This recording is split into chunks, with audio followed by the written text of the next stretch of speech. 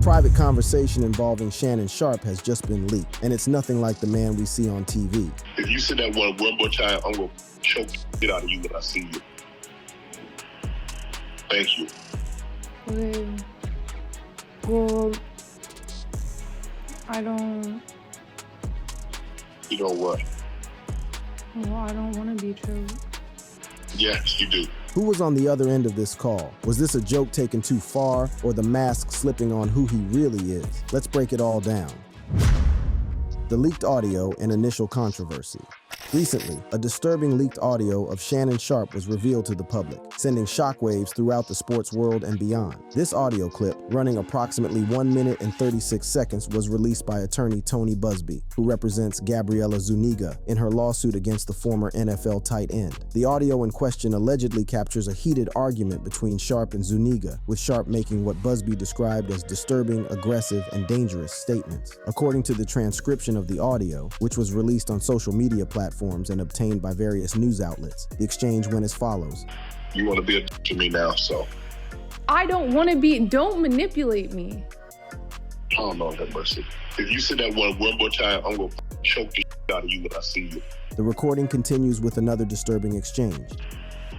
Thank you. Okay. Well, I don't... You know what? Well, I don't want to be choked.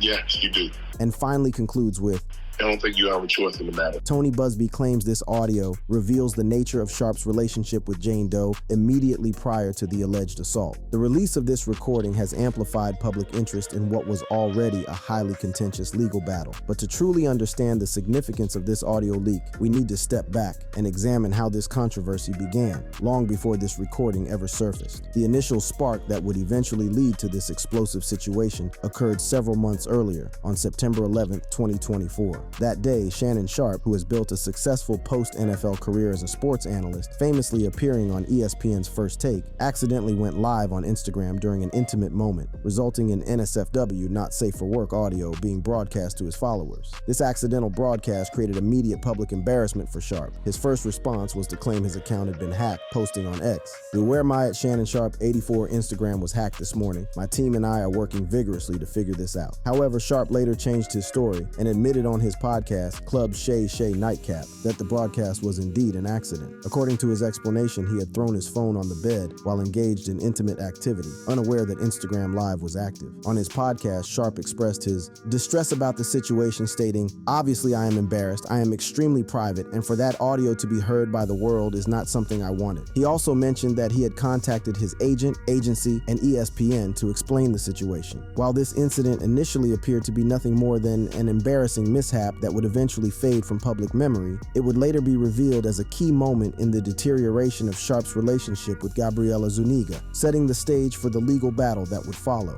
Fast forward to April 20th, 2025, and what had been a personal embarrassment for Sharpe evolved into something far more serious. On this date, Gabriela Zuniga, who was initially identified only as Jane Doe, filed a $50 million civil lawsuit against Shannon Sharpe in Nevada State Court, alleging sexual assault, battery, and harassment. The lawsuit claims that Sharpe and Zuniga's relationship began in 2023 when she was just 19 years old and lasted until January 2nd, 2025. During this nearly 2-year period, Zuniga alleges that Sharpe forced her into sexual encounters and shared recordings without her consent. The complaint specifically notes that the relationship became increasingly strained following Sharpe's September 2024 Instagram Live incident, which allegedly involved another woman and was separate from Zuniga. The allegations contained in the lawsuit are extremely serious. Among the most disturbing claims, Zuniga accuses Sharpe of anally raping her twice and establishing a dynamic where he demanded complete control over her time and body. There's even a mention of an incident where a gun was allegedly present during an argument between the two. This lawsuit, filed by attorney Tony Busby, transformed what had been primarily a public relations issue for Sharpe into a potential legal catastrophe, with serious implications for his career, reputation, and future. It's within this context that the audio that emerged on April 22nd, 2025, just 2 days days after the filing of the lawsuit. The timing of this audio release appears strategic, designed to bolster the claims made in the lawsuit and shape public opinion regarding the nature of Sharpe and Zuniga's relationship. Attorney Tony Buzbee described the audio as capturing an argument toward the end of Sharpe and Zuniga's relationship. In the recording, as we've already heard, Sharpe is heard threatening to choke the shit out of Zuniga if she says that word again, and telling her she doesn't have a choice in the matter when she expresses that she doesn't want to be choked. Buzbee argues that this audio supports the allegations that Sharpe was abusive and controlling in the relationship, particularly when viewed alongside the claims made in the lawsuit. However, as with many aspects of this case, there are competing narratives about the context and meaning of this recording. Sharpe's attorney, Lanny J. Davis, has countered that the audio was edited in a warped and distorted way to misrepresent what was actually said. Davis challenged Buzbee to send the recording to a neutral third party for verification and characterized it as coming from an argument where Sharpe was speaking in the heat of the moment in a way that was not intended to be taken literally. The release of this audio generated immediate and widespread reactions across social media platforms and news outlets. Many expressed shock and condemnation of Sharpe's words, while others questioned the timing and context of the recording's release. Major sports networks, including ESPN, where Sharpe works as an analyst on First Take, initially remained relatively quiet about the allegations and the audio leak. In fact, Sharpe continued to appear on First Take on April 22nd, the same day the audio was released, without publicly addressing the issue on air. This approach drew criticism from some observers, who noted the contrast between the seriousness of the allegations and the lack of acknowledgement on a major sports program. However, it's worth noting that from a legal perspective, it may have been advisable for Sharpe to limit his public statements while his legal team developed a response strategy. As the story continued to develop, it became clear that the audio leak was just one element of a much larger and more complicated legal battle, with both sides preparing to present additional evidence to support their claims. Sharpe's defense and the text messages.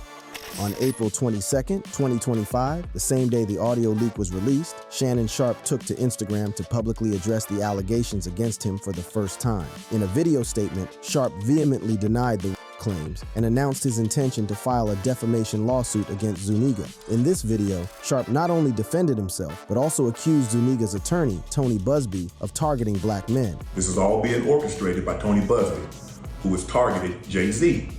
Tony Buzbee targets black men, and I believe he's going to release a 30-second clip of a sex tape that tries to make me look guilty and play into every stereotype you could possibly imagine.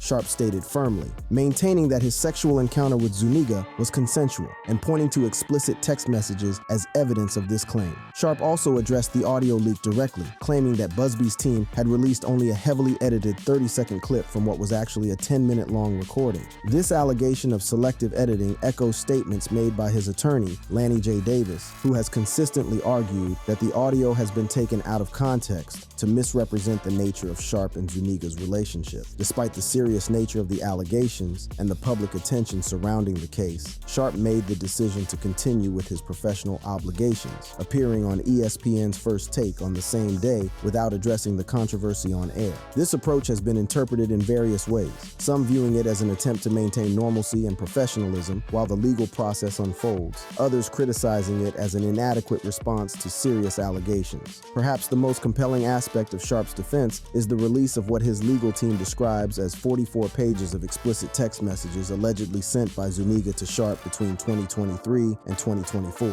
These messages, according to Davis, contain graphic descriptions of sexual fantasies and role-playing that directly contradict Zuniga's claims of a non-consensual relationship. The released text messages include several extremely explicit exchanges that Sharpe's team argues demonstrate Zuniga's active participation in and enthusiasm for their sexual relationship. Among the messages highlighted by Sharpe's legal team are a message from March 5th, 2023, where Zuniga allegedly wrote, "Tie me up like this and me." A January 31st, 2024 message reading, that just got my wet. Tie me up and do bad things to me. An October 9th, 2024 text stating, "I want you to put a dog collar around my neck and choke me with it while me. Additional messages referenced in statements from Sharpe's legal team allegedly contain references to handcuffs, BDSM activities, and desires for hardcore sexual encounters. Lanny J. Davis argues that these messages clearly indicate the nature of their relationship was consensual and sexual in nature, and in many cases, initiated by her with specific and graphic requests. This evidence is central to Sharpe's defense, as it presents a dramatically different picture of the relationship than the one portrayed in Zuniga's lawsuit. The text messages highlighted in the screenshots from Sharpe's legal team are particularly explicit and worth examining in more detail.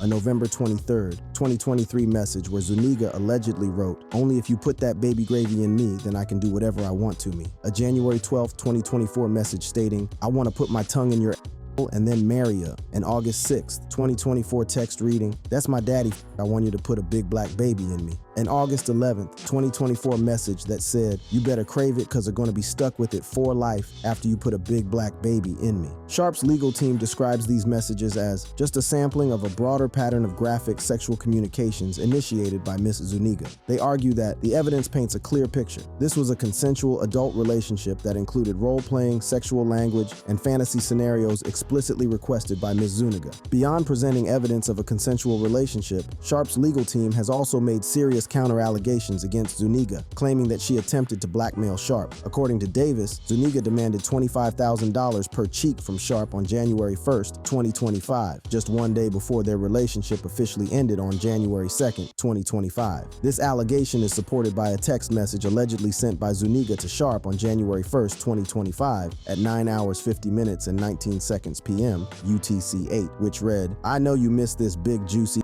$25K for each cheek." Davis claims that issues in the relationship first arose when Sharpe was heard having sex with another woman during the Instagram Live incident in September 2024. Following this incident, Zuniga allegedly demanded a formal apology from Sharpe on December 26, 2024, despite the fact that Sharpe had already publicly apologized for the mishap. In a statement released by Sharpe's legal team, they assert, "This lawsuit, filed by Gabriela Zuniga and orchestrated by her attorney Tony Busby, is a blatant and cynical attempt to shake down Mr. Sharpe for millions of dollars. It is filled with lies, distortions, and misrepresentations, and it will not succeed." The statement continues. In her effort to extract a large financial settlement, Ms. Zuniga presented Mr. Sharpe with a secretly recorded video of a consensual sexual encounter. We believe the video has been heavily edited and taken entirely out of context, crafted to falsely portray a consensual act as non-consensual. Ms. Zuniga has refused to provide a copy of the full, unedited version of the recording to Mr. Sharpe's legal team. The statement also addresses the timeline of the relationship, claiming, contrary to the allegations she makes in her lawsuit, consensual sex continued until January 2nd, 2025, the day after she asked for $25,000 per cheek, as quoted above from her text message to Mr. Sharpe. Returning to the audio recording that sparked such intense public interest, Sharpe's legal team has offered a different interpretation of its content and context. They acknowledge that the recording captures an argument between Sharpe and Zuniga, but contend that it has been edited in a warped and distorted way to misrepresent the nature of their relationship. Davis has claimed that the edited tape that Ms. Zuniga secretly taped and showed to Mr. Sharpe during her blackmail attempt tries to falsely portray, as a result of this editing and out of context from prior text messages, that the sexual activity was not consensual. He further alleges that Mr. Sharpe now believes her secret taping was all part of her planned setup as part of her blackmail scheme, as distorted by her edited tape, a copy of which she refused to make available to Mr. Sharpe or his counsel. When considering the audio in the context of the explicit text messages, particularly the October 7th, 2023 message where Zuniga allegedly wrote, "I want you to put a dog collar around my neck and choke me with it while you're f***ing me."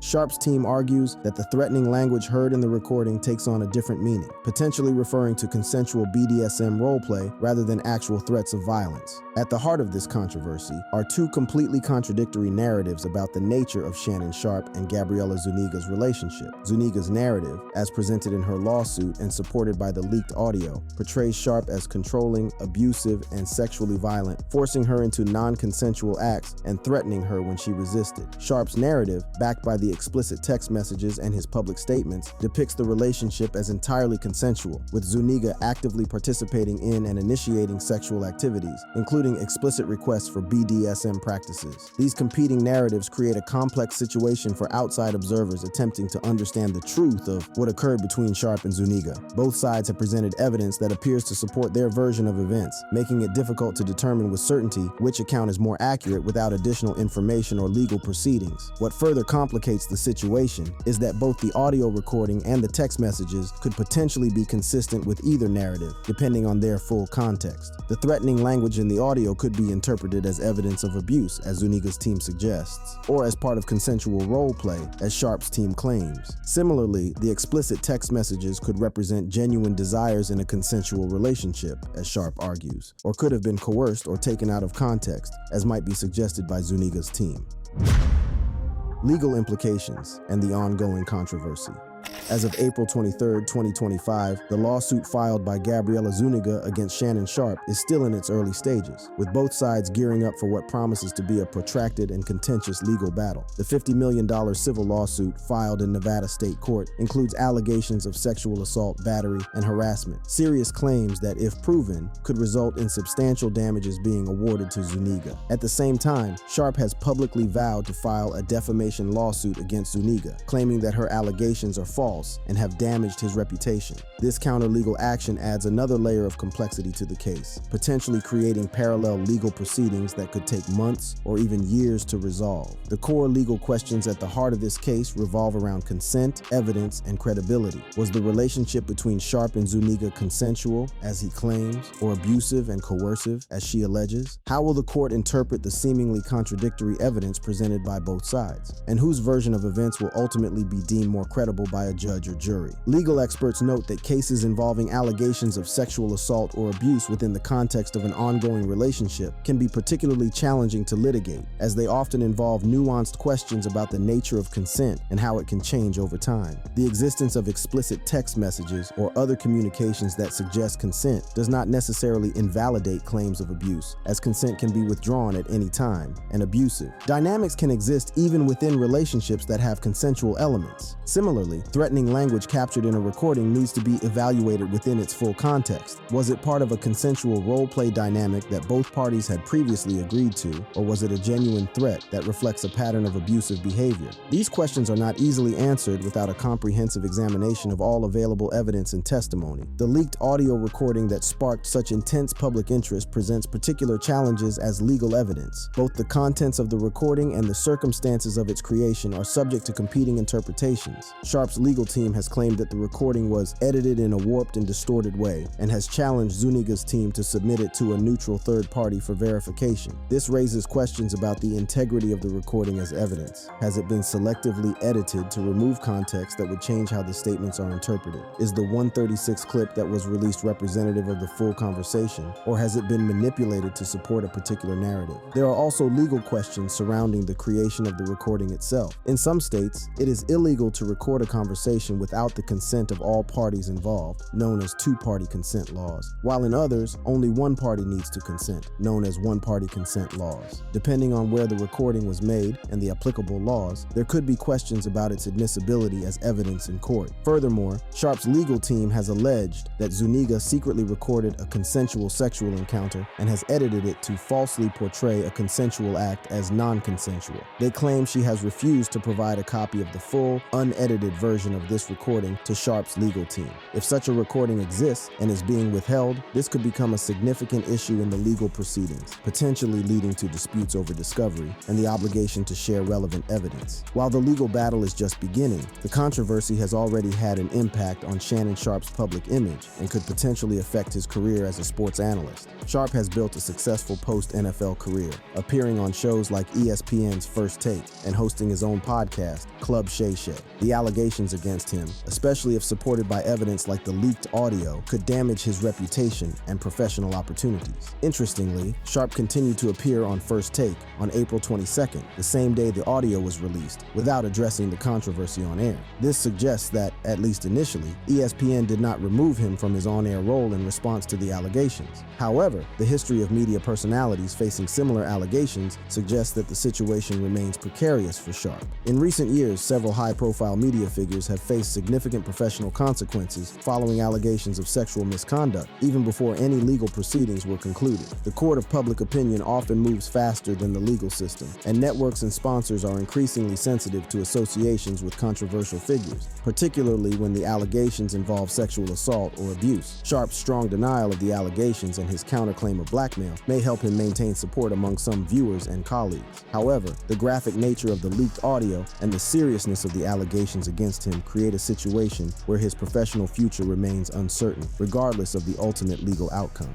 One of the most challenging aspects of this case for outside observers to navigate is the seemingly contradictory evidence presented by both sides. The explicit text messages released by Sharpe's team appear to show Zuniga actively participating in and initiating sexual activities, including BDSM practices. However, the audio recording released by Zuniga's team seems to capture Sharpe making threatening statements that could be interpreted as abusive. This contradiction raises important questions about the nature of consent and how it is evidenced. Text messages expressing sexual desires or fantasies do not necessarily constitute blanket consent for all sexual activities at all times. Consent can be withdrawn at any point, and the expression of interest in certain activities in the past does not override a refusal of consent in the present. At the same time, language that appears threatening or coercive when heard in isolation might take on a different meaning when understood within the context of an established relationship dynamic that includes consensual role play or BDSM elements. Without a comprehensive understanding of the full context of both the text, messages, and the audio recording, it is difficult for outside observers to determine which interpretation is more accurate. This complexity is further compounded by the allegations of editing and manipulation made by both sides. Sharpe's team claims the audio has been selectively edited to remove context that would change how the statements are interpreted, while Zuniga's team might argue that the text messages have been selectively presented to create a misleading impression of the relationship's nature. A particularly contentious aspect of this case is the dispute over the audio recording that has captured so much public attention. Sharpe's legal team has made strong claims about the nature of this recording, arguing that it represents a deliberate attempt to misrepresent the relationship. According to statements from Sharpe's team, the edited tape that Ms. Zuniga secretly taped and showed to Mr. Sharpe during her blackmail attempt tries to falsely portray, as a result of this editing and out of context from prior text messages, that the sexual activity was not consensual. They further allege that Mr. Sharpe now believes her secret taping was all part of her planned setup as part of her blackmail scheme, as distorted by her edited tape, a copy of which she refused to make available to Mr. Sharpe or his counsel.